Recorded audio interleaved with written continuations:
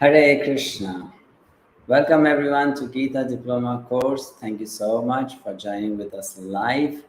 This is Madhusudan Vishnu Das who will be facilitating the study of Bhagavad Gita. So far, we have completed almost our journey by 50%. That's quite an achievement. And I request all of you to stay on board, keep on moving with us till the time we complete the entire course. We'll begin without any delay by chanting the prayers. Om Jnana Timirandasya Jnananjana Shalakaya Chakshurunmilitam Yena Tasmai Shri Gurave Namaha. Hare Krishna, Krishna Krishna, Hare Hare, Hare Rama, Rama Rama, Hare Hare. So we are in a new section of Bhagavad Gita. We have started it yesterday, discussing about Bhakti Yoga or about Lord Shri Krishna. So in the chapter we discussed yesterday, chapter number 7, we understood about the process of entering into Bhakti, which is through Shravanam or hearing the message about Lord Krishna and his teachings. And then next about the different energies of Lord Krishna, we understood something, how to see his presence in everything around us. Different kinds of people, they have different mindsets. So some of them accept God, some of them don't accept God. Some of them surrender to God, some of them surrender to someone else. And some of them think that God is an abstract, formless, nameless, qualityless, some energy or some light. And we also understood that these different kinds of mindsets are compared to clouds, which cover one's perception, one's vision, and doesn't allow one to see the reality. So that cloud is technically called Maya. So that Maya covers our vision of God, Krishna. And this cloud is made up of our likes and dislikes, which means we set up our own perception. That perception is limited, and that doesn't allow us to see the reality. So from the previous chapter, in a nutshell, we understood few more things, like who can know Krishna. So Lord Krishna said, only a very, very rare soul can know me. Manusha Nam Sahasreshu Kaschit Yati Siddhaye. And why they cannot know, we discussed, because of that cloud of illusion. Who can overcome that cloud? One who is free from sins and is always acting in a pious manner. And finally, the Lord stopped by mentioning some very technical terms to Arjuna. A very basic question would come at that moment in any reader of Bhagavad Gita. If Krishna has put up these technical terms in front of Arjuna, is Arjuna not going to ask a clarification? What are the meanings of these terms? That's where exactly chapter 8 begins. Let's look at the slide. In the chapter 8, we start with questions of Arjuna. Arjuna is inquiring about those terms which Lord Krishna has already mentioned in the previous chapter. Now, before we do that, let me begin by asking you a question related to what we have discussed yesterday. The question is very simple. How many types of people do not surrender to God? We learned it yesterday. If you remember, please go ahead. Try to answer this question.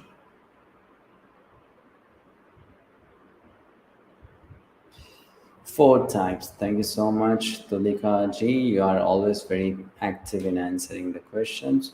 And the next question, when we ended the last chapter, Lord said, one who understands these number of items can know me at the time of death. Do you remember exactly how many number of items or concepts were mentioned by Lord Krishna at the end of chapter 7? And then he said, if you know these all terms, you understand them, you can know me at the time of death. Was it 4? Was it 2? Was it 6? Was it 8? 6. Thank you. That's the correct answer. 6 terms. So here Arjuna now begins with the question. Arjuna uvacha kim tad brahma kim adhyatmam kim karma purushottama adibhutam cha kim proktam adidaivam kim uchyate. My third question for you is, in this Sanskrit text which you see on the screen, how many times the word Kim has come? how many times the word Kim has come? You just have to count, looking at the lines, how many times it has come. 5. Very good. 5 times, right? The word Kim, Sanskrit word Kim, translates as what. So basically, the meaning is very simple. Arjuna is asking, Kim tad Brahma? What is Brahma? Kim Adhyatmam? What is Adhyatma? Kim Karma? What is Karma? Kim Adibhutam? What is Adibhutam? Adidaivam Kim? What is Adidaivam? Krishna mentioned these terms before, and Arjuna is now asking for a clarification. What do these terms mean? Not only that, he asks 3 more questions. So basically, chapter 8 begins with 8 questions. Easy to remember. Chapter 8 begins with 8 questions. What are those 8 questions? You see them in this table in the leftmost column. Brahma, Adhyatma, Karma, Adibhuta, Adidaiva, Adiyagya. How is Adiyagya known in the body? How to know you at the time of death? And the Lord answers them in the verses mentioned in the right column, 8.3 and 8.4. So you see, he answers 7 questions in just 2 verses. And he answers the last question in the entire remaining chapter, 24 verses. Now, does that strike a point and something to note, something worthy to note? Why should Lord Krishna take so much time to answer 1 question? And why should he answer 7 questions so quickly? Well, very easy to understand. That means the last question is a very important question: how to know him at the time of death. So he has given so much emphasis on it, so much of weightage to it. So he's answering it in a good substantial amount of time. You might be wondering, what are the other 2 columns in which I have shown the detail: 2.72, 3.15, 4.24, 4.25. So that's a bit technical information, but please try to understand. The word Brahma has come in Bhagavad Gita so far many a times. Where all it has come, that's the list that we are showing to you: 2.72, 315, 424, 425, 627, 628, 644, 729. Now, in different places, the same word has come and it has taken different meanings before. So, Lord Krishna said, if you know Brahma, you can remember me at the time of death. So, Arjuna is asking, well, this word has so many meanings. Which meaning you want me to know? Okay. So, the lesson here, what we are learning from Arjuna, he's a very good student. He is so eager to learn. Arjuna is so eager to learn. The ability to learn is a gift from God. That's true. But the eagerness to learn is our own desire, one's own desire. That is, this desire is the basis of progress of life. So you have to be very eager to learn. Ability to learn is with everyone. Those who are eager, they win the match. Arjuna is being such a nice student. He's not rushing through. Let's finish it fast, Krishna, then we have to fight. No, no, he's very, very slow in understanding everything to deep extent so that he can also apply it very nicely. So further, Lord Krishna and Arjuna are then going to talk more about it, right? But before that, let me ask you one question. This is something very interesting. We are talking about ability or cognizance, the ability to learn or the ability to perceive the world and acquire information. So this question, please try to answer. Do all animals have the cognizance of identifying their own image in the mirror as their self? Which means if an animal sees itself in the image, will the animal know that it's me and it's not someone else? And does this ability uh,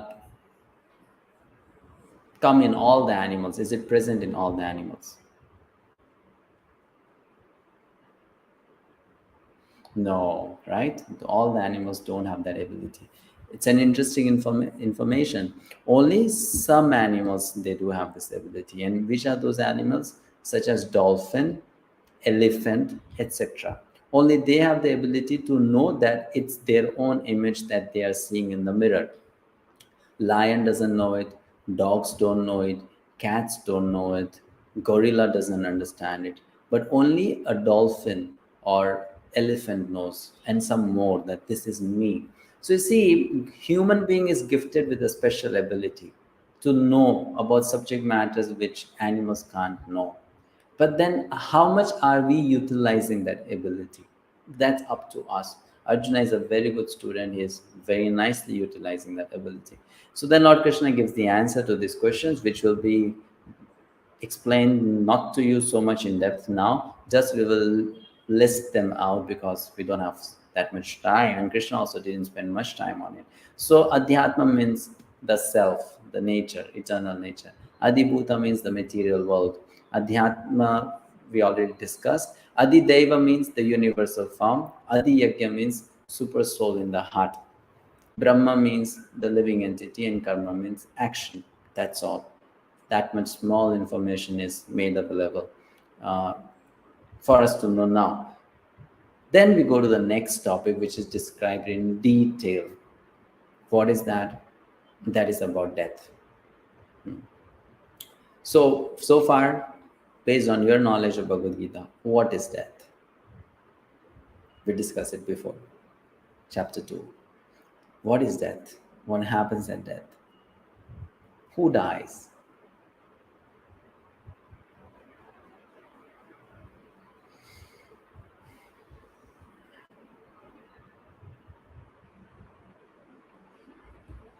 The answers are coming up very slowly for this question. The body dies, correct. Soul changing body. When the soul leaves the body, it's called death. Transmigration of soul, change of body. So very true. Thank you, all of you. That's all correct. So death is change of body, soul leaving the body, entering into perhaps a new body. So where we begin to study now a little bit about this topic, that where, how, and why.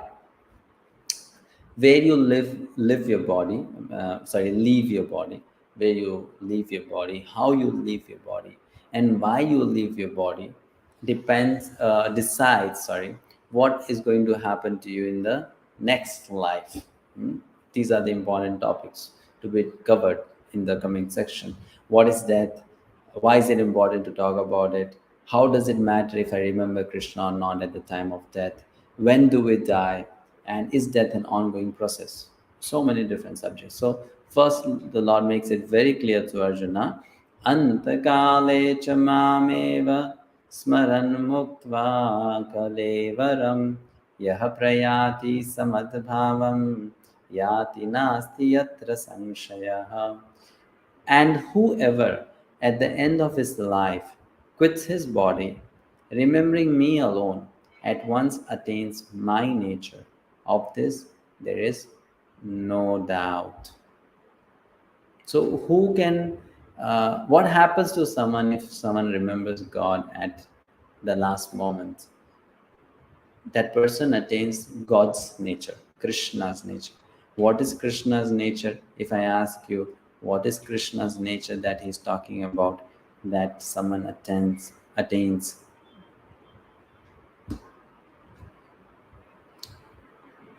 What is that thing special about his nature? I have a nature, you also have a nature, but God has a different nature. And he says, if you die thinking of me, you attain to my nature. So, what is that nature of Lord Krishna that he's talking about? Okay, someone says transcendental, someone says divinity. In Sanskrit, it is called Satchit Ananda Vigraha. Something important to understand and learn. Satchit Ananda Vigraha. That is the nature of Krishna. He is eternal, he is full of knowledge, he is full of bliss, and he has a beautiful form, like you see in the painting here. So beautiful. So Satchit Ananda Vigraha. One gets such kind of nature if one remembers Lord Krishna at the time of death. And then Arjuna says, what if someone remembers something else? So then the Lord says, Yam yam vapi smaran bhavam tajati ante kalevaram. Whatever you remember, Arjuna, at the time of death, that state you will attain in the next life. This is a concept which many people have researched, thought about, explained, that your thoughts, your desires, they create your future. What you think now, that's what is making your coming time, right? It's something which is known, like the principle of or the science of affirmations.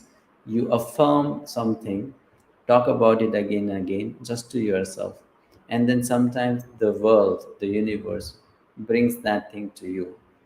So because it's your desire and the fulfillment of that desire arranged by the universe. Similarly, Lord says, whatever you remember, that's what you're going to become in future. The next destination will be based on that. Here we all have to have a faith that when we talk about birth and death, when we talk about next life, you should know it's not just for some selected chosen people, it is for everyone. This is a universal reality, whether you believe it or not, whether you are belonging to this religion or that religion, whether you accept Vedas or you don't, whether you are an atheist or a theist. It's a universal principle that applies to all. Anyone who is born will die. Anyone who dies is born again. Until and unless that person frees himself or herself from the cycle of birth and death. So in English, they have a concept called YOLO. You only live once, which means this is the last life. After that, nothing is there. So you enjoy this life to the fullest extent. But that's not the right understanding, because that kind of concept is so limiting that allows you to do all kinds of criminal activities without fearing any punishment, right? If you're smart, you can just escape. That allows you to also be frustrated, because then you'll think only this life, then it's all over, I finished there. So when you die in so much of anxiety and pain. This is the end now. So Atma is eternal, therefore the Atma is always getting a chance to come in the world with a body if that Atma is not purified of material desires. So reincarnation, rebirth is not something which is for just movies, Hollywood or Bollywood, or it's for the novels, fictional stories. It is a reality. Sometimes people think it's just to make the story more dramatic. So then you put a person born again, you put double, duplicates and really identical copies of the same person, two, three, four, etc. But actually, the reality is it is for everyone. It happens to everyone, and it's also proven to some extent. So Krishna says the cycle of birth and death goes on and on and on, and based on your desires, you get the next life. You want to study more about it, that too from scientific perspective, I would seriously recommend these three books that you can get online and on Amazon. You can order them. Coming Back, The Science of Reincarnation, The Reincarnation Controversy, and Demystifying Reincarnation. Very nice books, authentic information. These are not just stories, well researched and presented. And not just that, few people think so. Many great thinkers of this world have accepted reincarnation as a real fact, belonging to India as well as belonging to countries other than India. They all admitted that they accepted rebirth. Some of them I have put on this slide, like Leo Tolstoy, Socrates, Henry Ford, Carl Jung, Benjamin Franklin, Gandhiji, Isaac Singer, Henry David Thoreau. Now, some of them were poets, some of them were philosophers, thinkers, social reformers, industrialists, national reformers, but they all accepted reincarnation for everyone. It's a universal law. And scientifically, also, so much research has been done in this area. Like we know this personality known as Dr. Ian Stevenson. His whole life went on studying the subject of rebirth for more than 40 years. He studied the cases of over 3,000 children and proved that these children were, of course, everyone is born again, but these children exactly knew who they were in the past life, how did they die, at what age they died, what was their name, who were their family members, what they liked to do in that life, and what they are now. And he did that study like a scientist, investigated, found evidences, cross checked that this is not a manipulation, people are not just cooking up stories. And he found such children all across the globe in around 5 continents. So that's a substantial proof for people to understand that reincarnation does happen. Many such stories are there, and they're sometimes very interesting also. Like one of these examples of such stories is the life of Jim Tucker. You can see a small boy.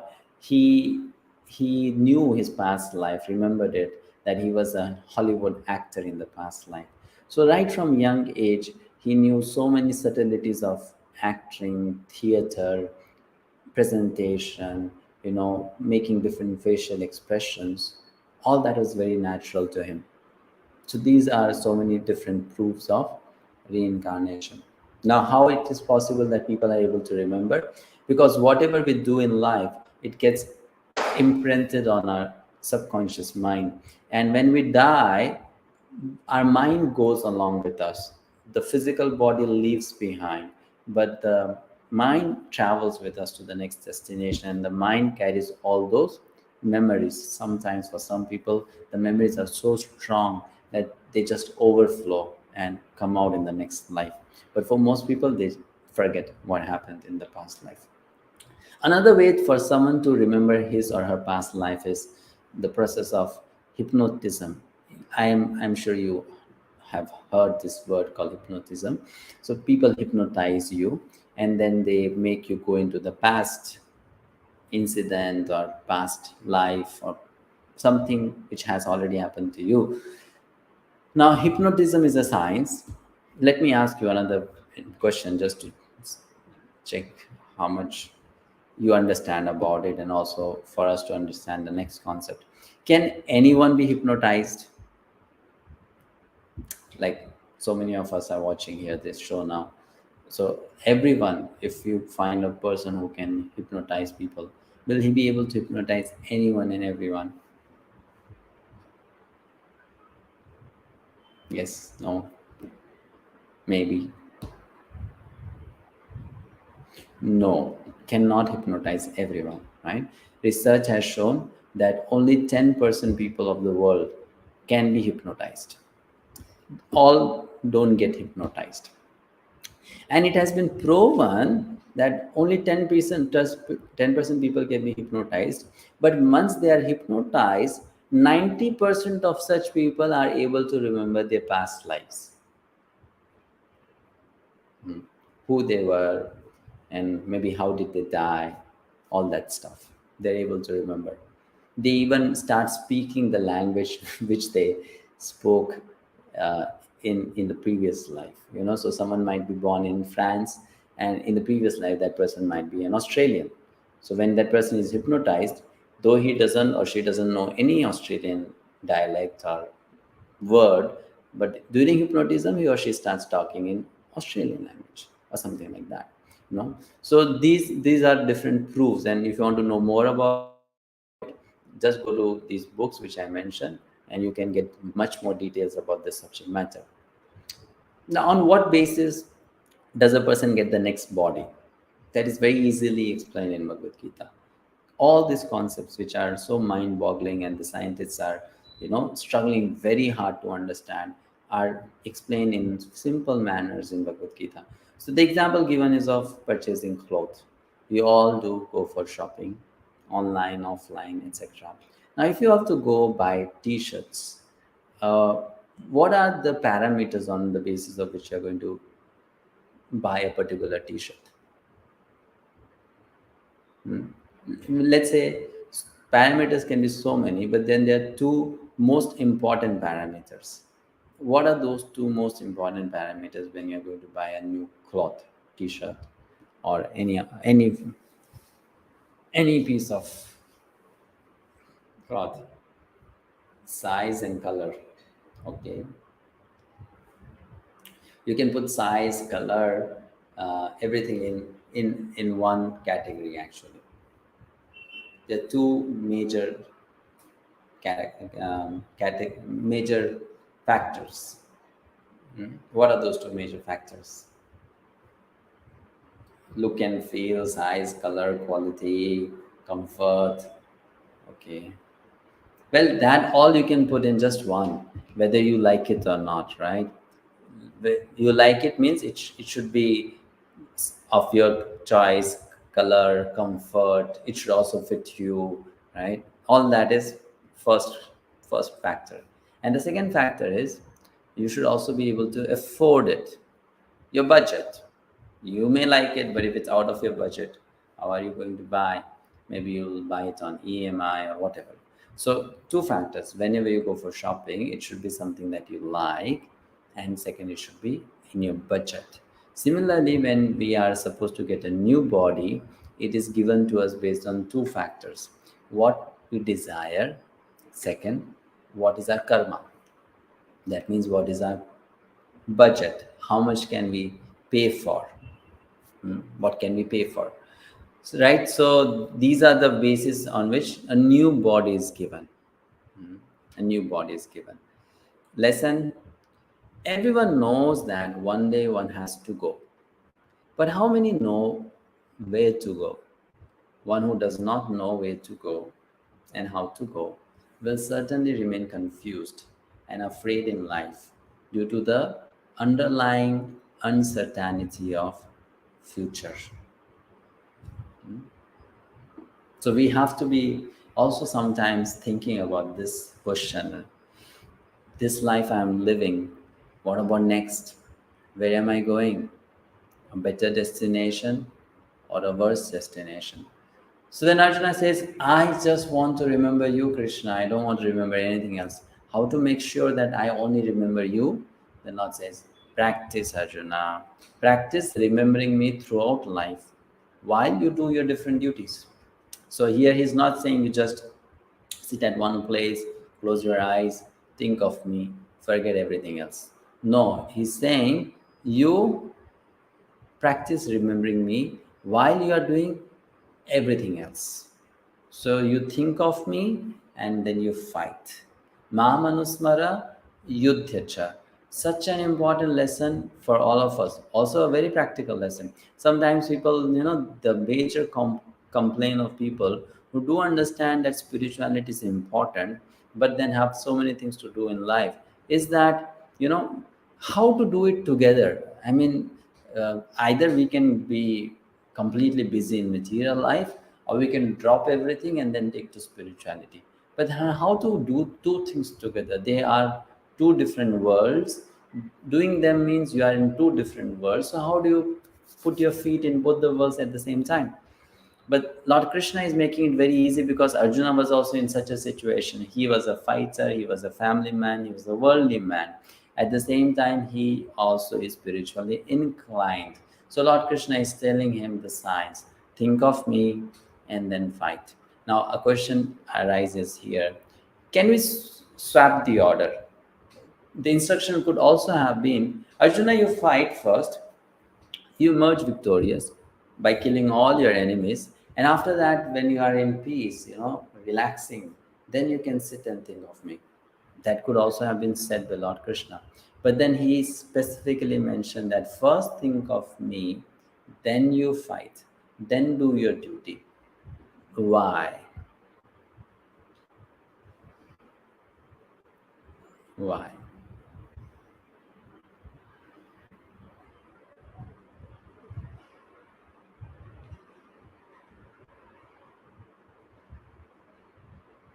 What makes the difference?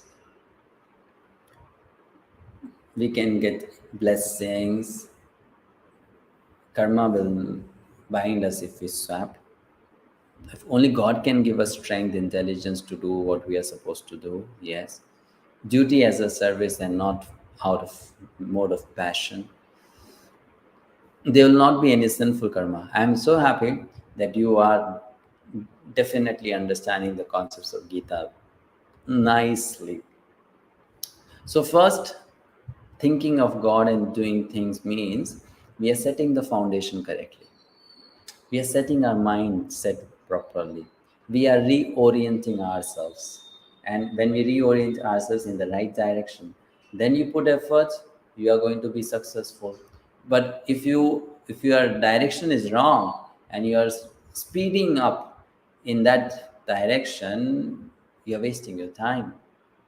Then you have to come back, start again. So first of all, we set the direction, set the right foundation, and then you do whatever you're supposed to do. Arjuna says, but doing one of them is easier. How to fight and also think of you? So Krishna says, Arjuna, if you think it's difficult to do these two things at the same time on this battlefield, do you think it will be easy to do remember me at the time of death? If you are struggling now, you should know that at the time of death, you'll be struggling much more.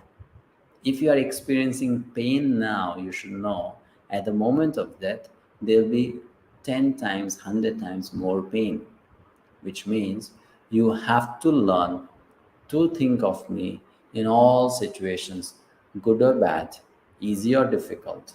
So that's why this is your practice ground. Remember me now and fight. And it's possible by practice. Abhyasa yoga yuktena. So practice to constantly meditate upon me. Now, to help Arjuna understand this subject more in detail, Lord Krishna teaches how a yogi, about whom we already discussed in chapter 6, practices remembering the Supreme Lord at all times. This is not a method prescribed for devotees, but because Krishna is going to help out every kind of yoga practitioner in Gita by giving them some tips of how they can do their yoga. So he talks about how a yogi, Ashtanga yogi, can practice remembering the Supreme Lord. So he said there are 9 ways an Ashtanga yogi can remember. I'm not going into detail of those verses, but this process is known as Shata Chakra Yoga. I'm not sure how many of you have heard this word before. Shata means 6, Chakra means energy holes, yoga, the process of connecting to the divine. So the Lord talks about what it is, what are the requirements for you to engage in this practice, how to do this practice, and what is the destination of practicing Shat Chakra Yoga. I'm just going to tell you in brief what is the whole process and the science of this yoga system. So you can see this diagram on screen, uh, which shows a man or woman sitting in Padmasana, and then there are different these symbols made in straight line, which we can imagine are laid across the spine of that person. So you see there are names given to them, starting with Mooladhara, which is the lowest chakra, and then Swadhisthana, Manipura, Anahata, Vishuddha, Agya. These are 6 chakras, energy holes. It is understood that these chakras are the place where our life is held, our life force. It is kind of stored at these chakras. Depending on what is your consciousness and development of it, you have the different uh, places where your life force is stored. A yogi who is practicing Kundalini or Shat Chakra Yoga, what he does is he raises the life force through the process of pranayam from the lowest chakra known as Muladhar to the highest chakra known as Agya Chakra. Agya Chakra is the place right between the eyebrows, you know, at the top of your nose, the place where the nose meets the, the forehead.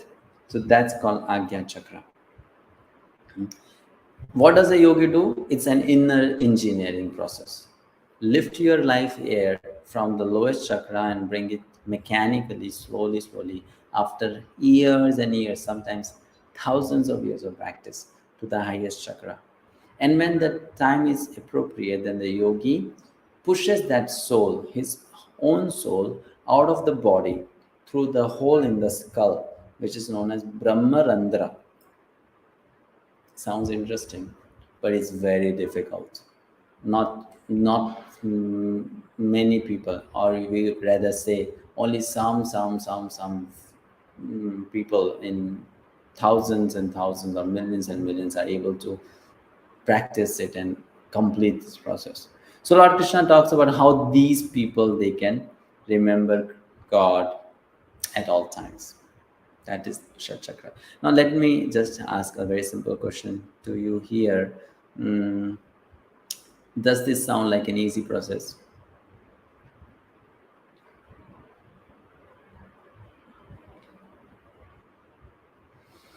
To lift your life air to a point and then shoot the soul out of the body?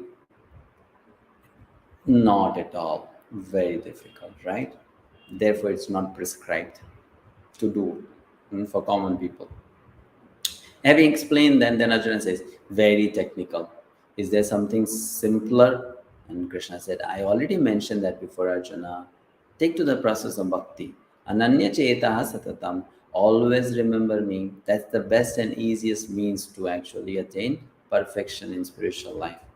And this is therefore called the most confidential subject of Gita, because though it is simple and easy, the benefit it gives is the highest. So he says, by remembering me exclusively by pure devotee, I become easily obtainable. Many of you might be curious to know here, how can we practice remembering Krishna um, with feelings of love and devotion at all times? Is there something to do for that? And yes, there is a process mentioned, that is of chanting the names of God, the holy names of God. This is the most easy and effective method to remember God and show our gratitude to God. So we chant this mantra known as Hare Krishna Maha Mantra. We do japa of it, we do kirtan of it. So that mantra is seen on the screen. Hare Krishna, Krishna Krishna, Hare Hare, Hare Rama, Rama Rama, Hare Hare. By this, we are able to fix our mind on Krishna, on the sound of Krishna's name, which is same as Krishna. And through that, we are able to remember him, which will help us to also remember him at the time of death. So here we get an important lesson, very important lesson. Just as living life is an art, and we can learn that art from the Gita, similarly, dying is also an art, and that too we should learn from the Bhagavad Gita. One who learns this art of dying becomes fearless. Right? Can become fearless. Okay? Completely fearless. So many people wish to learn how to live life. That's correct. That's very nice. But the another way is, or the other important thing is also how to die. Once you have lived for so many years, when the death will come, how should I die? So that my next life is also very nice. That is also a subject matter to be given attention to. So Gita teaches us both the art of living, the art of dying. Arjuna then says, do people who attain you take birth again in this world? And then Krishna says, never. Mamupetya punarjanma dukkhalayam ashashvatam napnuvanti mahatmanaha sansiddhim paramam gataha. Lord says that such a person doesn't take birth again who comes back to me, doesn't come to the material world again, which means out of the cycle of birth and death. And then to explain to Arjuna the difference between this world and the world where Lord Krishna lives, he gives a contrasting, difference between material world, spiritual world in the next 6 verses. For this world, he says, Dukkhalayam ashashvatam. Dukkhalayam. This world is a place of miseries, a house of miseries. And it is also temporary, which means your problems also keep on changing. So you're always always in anxiety. Today, new problem. Tomorrow, another new problem. So you find solution one for one problem and think, now I can settle down. No, another surprise will come or shock will come. So dukkhalayam, and it is ashashvatam, always changing. But then there is another place which is sukhalaya, and which is shashvata, which is full of happiness, and there is no unnecessary change there. So this contrast is given in these verses. You can study later on your own. So the first place called material world, Lord Krishna says, in this material world, Arjuna, you can go to the highest planet known as Brahmaloka, or you can become the lowest being, which is like ant. In both the situations, you will be suffering. You will have problems, different kinds of problems, but you will have problems in life, many problems, right? uh, and you will suffer, and it's not a permanent situation. But then he talks about the spiritual world, and he says if you attain to that, you are in an eternal place, and you can live there eternally. This material world is something like this, a dark, gloomy place, and spiritual world is something like this, a place full of vibrant colors, joy, warmth, love, and care. So Krishna is saying, now you make the choice, Arjuna. He even then further, in order to explain the difference, tells Arjuna, if you think Lord Brahma, who lives for long life, and who lives in the highest planet in the material world with so much of luxury and comfort, you may think he must be very happy. And he says, even he has to die at some time. Even his life is not eternal. Bhutva bhutva praliyate. Everyone is created and everyone is destroyed time and again. This is what happens in material reality, material world. But in spiritual world, that's not what happens. So here I am going to share something very interesting with you, a calculation, a mathematical calculation of what is Brahma's uh, age now, and then what is the total life duration of Brahma. Let's just look at total life duration of Brahma. Age you can calculate some other time on your own. So how long is Brahma's life? How long does he live for?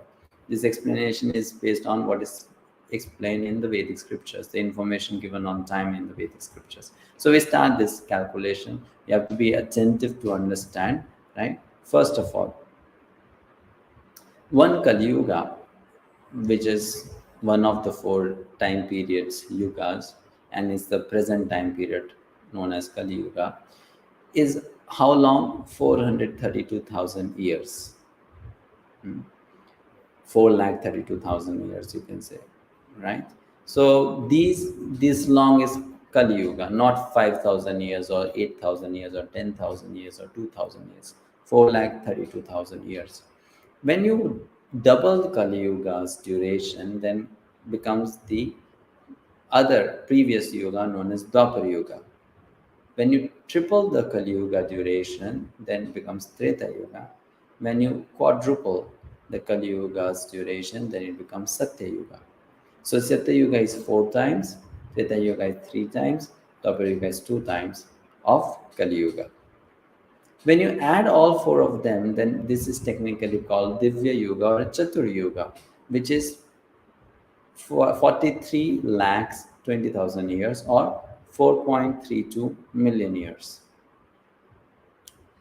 In a day of Brahma, you get 1,000 cycles of these Chatur Yugas or Divya Yugas, which means his one day, which is equal to 12 hours, is that huge, what you see on the screen, which is how much? 4.32 billion years. It's just 12 hours of Brahma. His night, which is of 12 hours again, is of similar duration. Brahma's daytime is the time when the universe is manifest, everything is happening. And his nighttime is the time when everyone in the universe is sleeping along with him. So that's called manifest and unmanifest stage. Brahma's one day is known as Kalpa, which means 12 hours of daytime, 12 hours of nighttime. You combine them, so it comes to 8.64 billion years. 1 month of Brahmaji means you multiply the day by 30, 1 year of Brahmaji means you multiply 1 month into 12. That's a big number, really, really huge. And then Brahma lives for 100 such years. So then the total life duration of Brahma is 311 billion 40 million years, right? Which is huge. Actually, it's more than 40 million. Actually, this is wrong. It is 300 trillion 40 billion years. I'm sorry for the mistake. 300 trillion 40 billion years. Brahmaji lives for such a huge duration of time. Quite surprising. No? But then Lord Krishna, what he says in Bhagavad Gita is such a huge duration of time compared to the time in spiritual world is as brief as a lightning flash. Now you can imagine, like such a huge time is seen as a moment when compared to the spiritual reality. That's the nature of spiritual world. And Lord Krishna is telling Arjuna, you have a choice now. Either you can continue to live in the material world, or you can desire and put efforts to promote yourself to the spiritual world. Regarding that spiritual world, he speaks, Parastasmat bhavanyo vyakto vyaktat sanatanaha yahasa sarveshu bhuteshu nashyatso na vinashyati. Yet there is another unmanifest nature which is eternal and is transcendental to this manifested and unmanifested matter. It is supreme and is never annihilated. When all in this world is annihilated, that part remains as it is. That part remains as it is.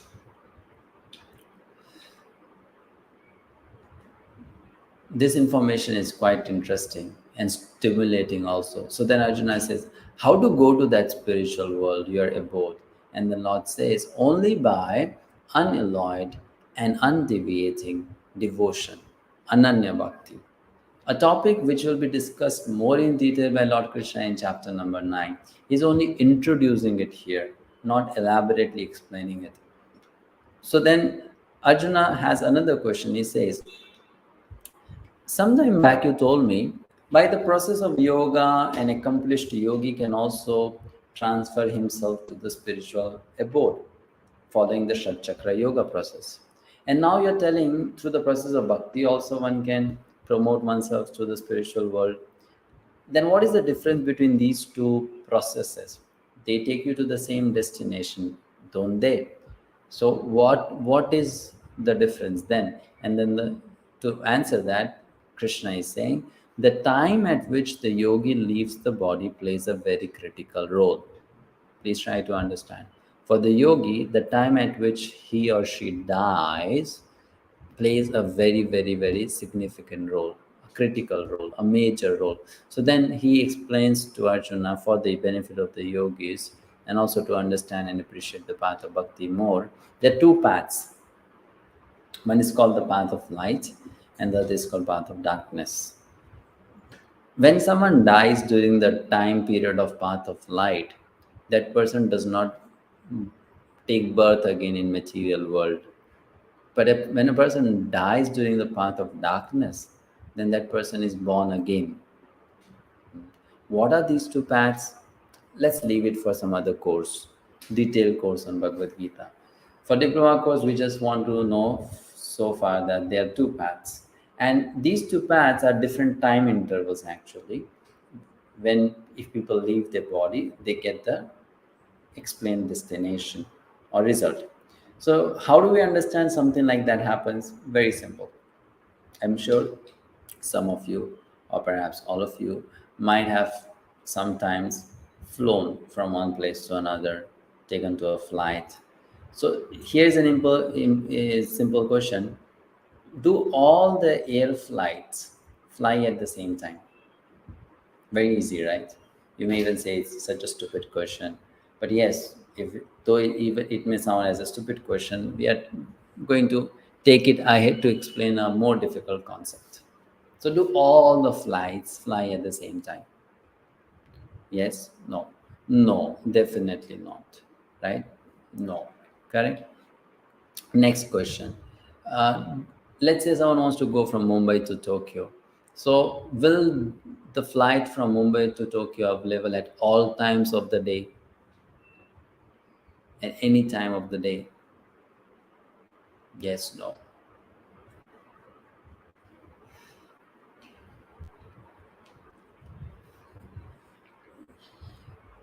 No, not again, right? Only at scheduled time. Only at scheduled time you'll get the flight. So the point that we're trying to explain is different planes fly at different heights, they fly at different times, they have different seating capacities, right? Which means if you want to fly a particular, take a particular flight, then there's a scheduled time when you have to reach the airport, clear all the formalities, check in, security check, and then if you're flying abroad, then immigration, customs check, and then you go to the boarding gate. And there's a particular time when the gate opens, and at a certain time the gate also closes. So if it's open, you can be inside. If it's closed, then you have to wait for it to open again, which may be tomorrow. Right? Similarly, in this universe, we are at a particular place and we can move from that place to another place in the next life. Different destinations can be reached by the living entity, the spirit soul. But the doors to these destinations, they don't always open. They open at certain intervals, and only when you reach the door at that interval, you are taken in. All right. At a particular time you are able to go in. So Krishna is saying that's what applies to the path of yoga. A yogi, what time he dies is very important. Based on that, that yogi will either be able to go to the spiritual world, or that yogi will not be able to go to the spiritual world. So the yogi has to fix the time at which he is going to leave his body, which is again such a difficult thing to do. Like, we have examples. You know this personality. Please identify this personality. Who is this personality?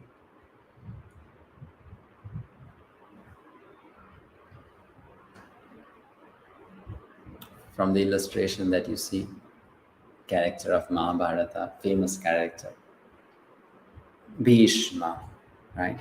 So what we know about Bhishma Pitamaha, that Bhishma Pitamaha had the boon of Ichhamrityu. You can die at whatever time you want to die.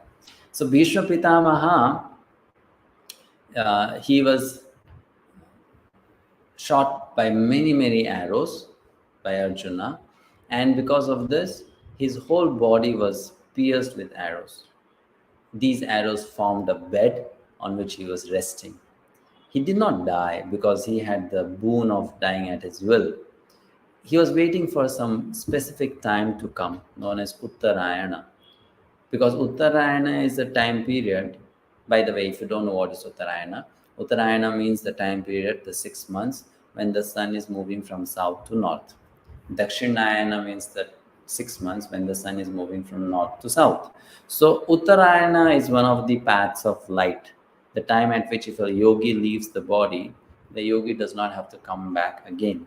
So Bhishma Pitama was waiting for that time to leave his body so that he goes to the spiritual abode. So that is the process of Ashtanga Yoga. Now that again is so difficult, we are able to understand, isn't it?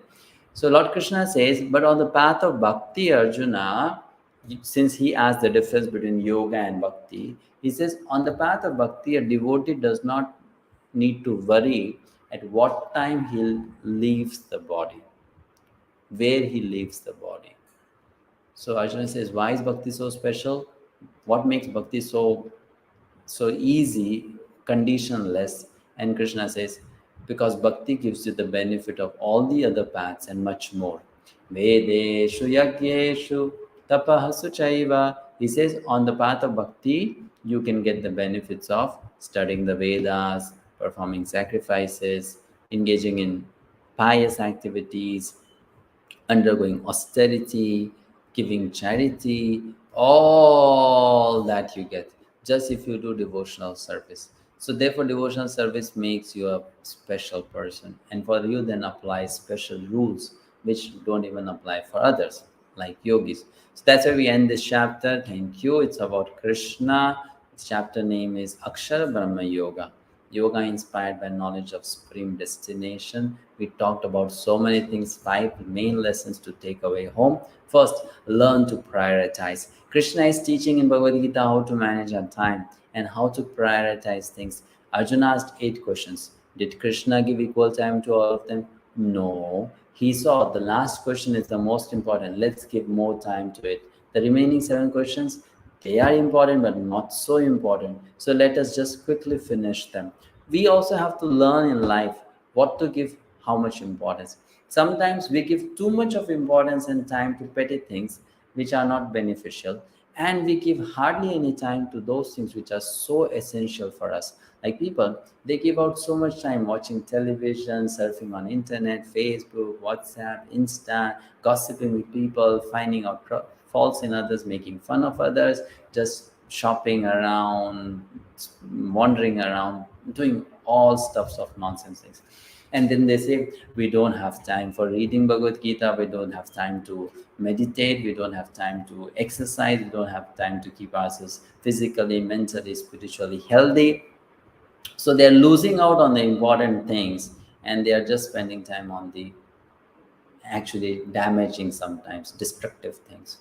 We need to prioritize. We need to know what is more important and how much time should be given to it. So that's what we are learning from Krishna, the first lesson here. Second, Lord Krishna said, think of me first, then you fight. Very important lesson. What is that? Intent first, content next. You know what you want to do, very nice. But why do you want to do it? What is your intention? What are you looking for? What do you want to achieve out of it? Is your intention full of love, selflessness, kindness? Is your intention of obedience to scriptures? Or is it for creating harm to others? It's for disturbing others. It's for something selfish. So, first, reorient yourself. Think about your intention. Ask yourself, why am I going to do it? And then the next is content, what you are going to do. So Krishna is saying, think of me first, that should be your intention. And then fight, that's the content. Next, practice is essential for anything in life. Anything. Practice is very essential. So in order to remember Krishna also at all times of our day, doing our entire life, we will have to practice doing that, which means every day you take out some time to do it. That's called practice. So every day we take out some time to think of God, study about God, remember God, pray to God. In that way, we are cultivating that quality. Next lesson, death is the final exam, and it is the most important exam.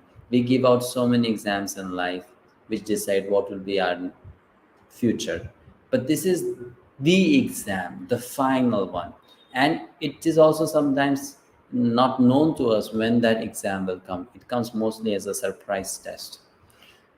We need to prepare for it. If you don't prepare for an exam, you'll be frustrated when you get the result. You'll be guilty. Why did I not prepare for it? I knew it's coming. I should have given more time to it, more attention to it. But because of my carelessness, I failed. Similarly, let us not be careless about this exam which we are also going to face in life. Everyone faces it. You are young or old, doesn't matter. You are good looking or ugly looking, doesn't matter. You are rich or poor, doesn't matter. Healthy, not healthy, doesn't matter. Famous, no one knows you in the world, doesn't matter. This exam is going to come to you too.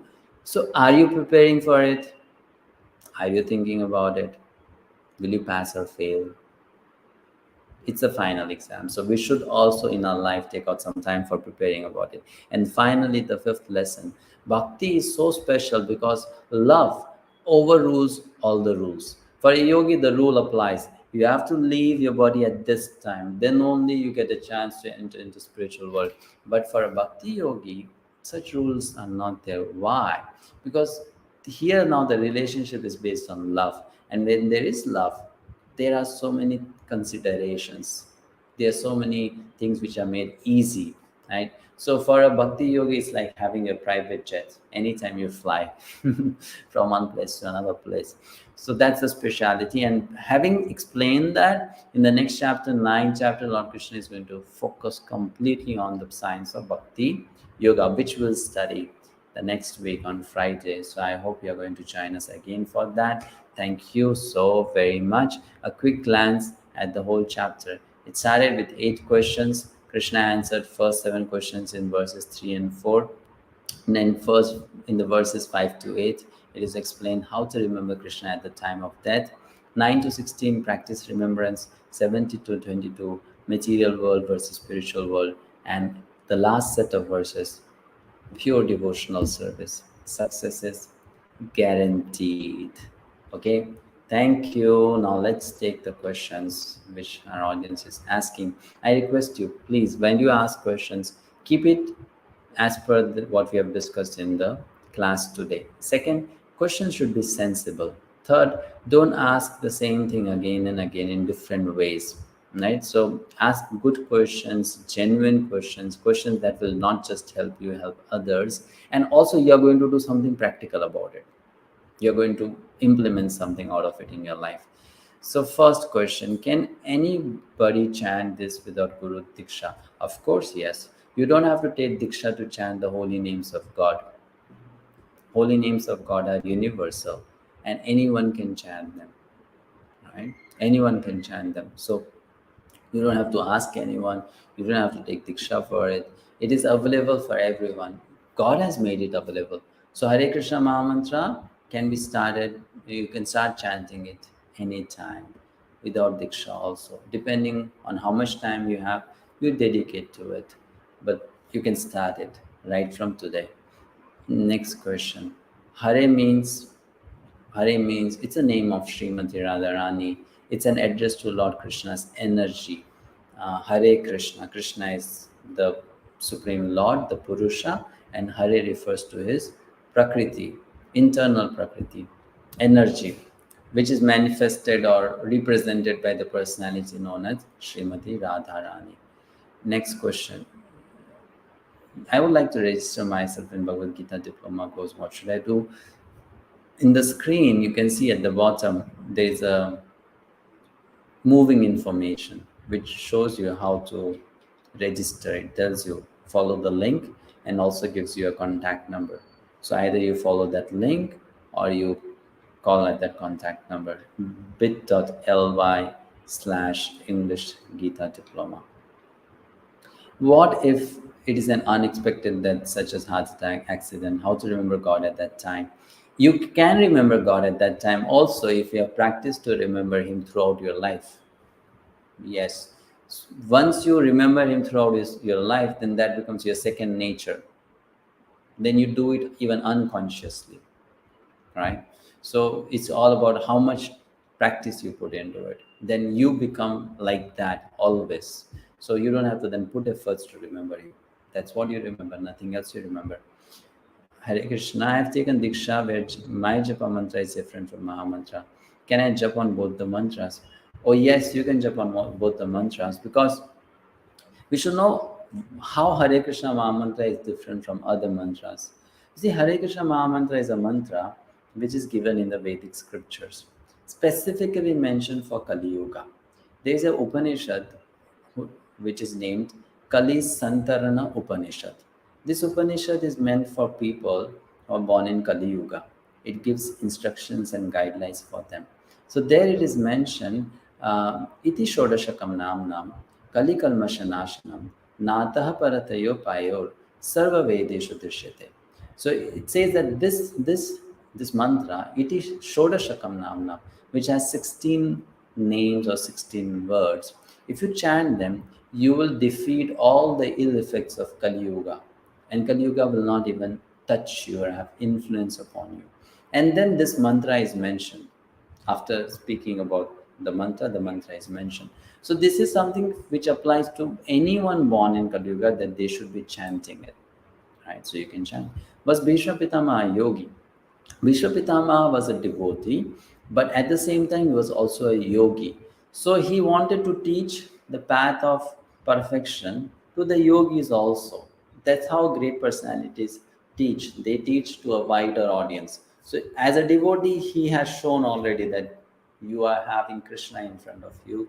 You are seeing Lord Krishna, thinking of him and leaving the body.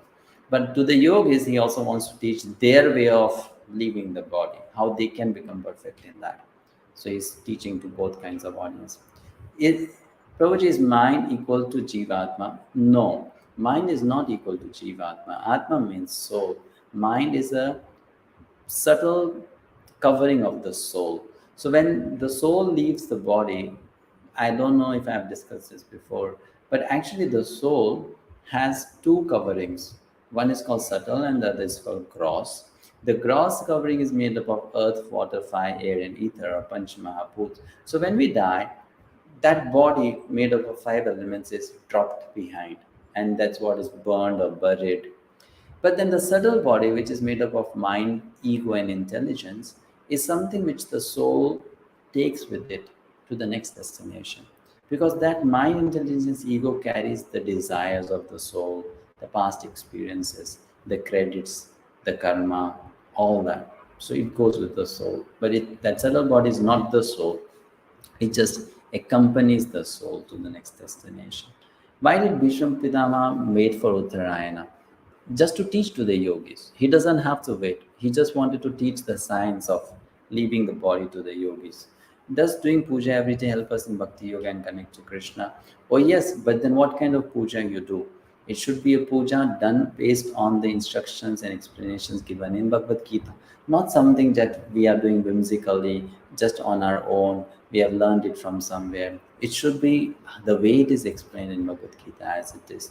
That's the real type of puja to be performed.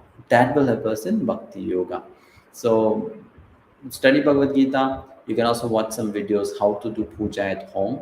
You will find such videos, I'm sure, on Hare Krishna channel also. And then from there you can learn and do that in your daily practice. Krishna Arjun को अंग्रेजी में गीता सुना रहे थे? नहीं, कृष्ण अर्जुन को संस्कृत में सुना रहे थे. आपको संस्कृत समझ में आता है क्या? आपको शायद हिंदी आता है. तो आपका कहने का अर्थ ये कि we should not be conducting this course in English, we should conduct in some other language. Doesn't matter. Gita's knowledge remains the same. Language is not a barrier, right? So regardless of language, the message can be conveyed. Those who understand English, let the message be there for them in English. Those who understand Hindi, let it be there for Hindi. By the way, if you are interested in Hindi and you only understand Hindi, we also have the same course in Hindi. So go there and be benefited by it. Next question. Can anyone chant the holy name at his work time? Yes, you can chant the holy name anywhere. While you are working, while you are traveling, while you are at the house, anytime you can chant. How many Diksha Guru one can have? One Diksha Guru. This topic is not related to our session, right? So you can find about this topic more in some other video. I'm sure you'll find such videos.